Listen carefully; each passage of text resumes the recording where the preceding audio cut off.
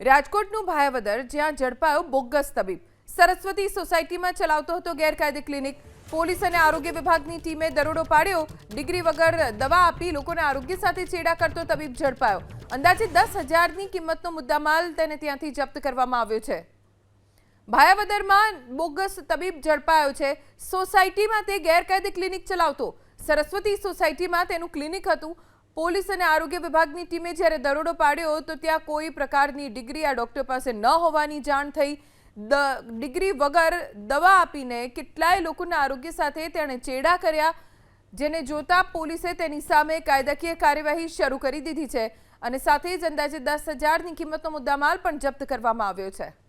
રાજકોટનું ભાયાવદર જ્યાં ઝડપાયો બોગસ તબીબ સરસ્વતી સોસાયટીમાં ચલાવતો હતો ગેરકાયદે ક્લિનિક પોલીસ અને આરોગ્ય વિભાગની ટીમે દરોડો પાડ્યો ડિગ્રી વગર દવા આપી લોકોને આરોગ્ય સાથે ચેડા કરતો તબીબ ઝડપાયો અંદાજે 10,000ની કિંમતનો મુદ્દામાલ તેને ત્યાંથી જપ્ત કરવામાં આવ્યો છે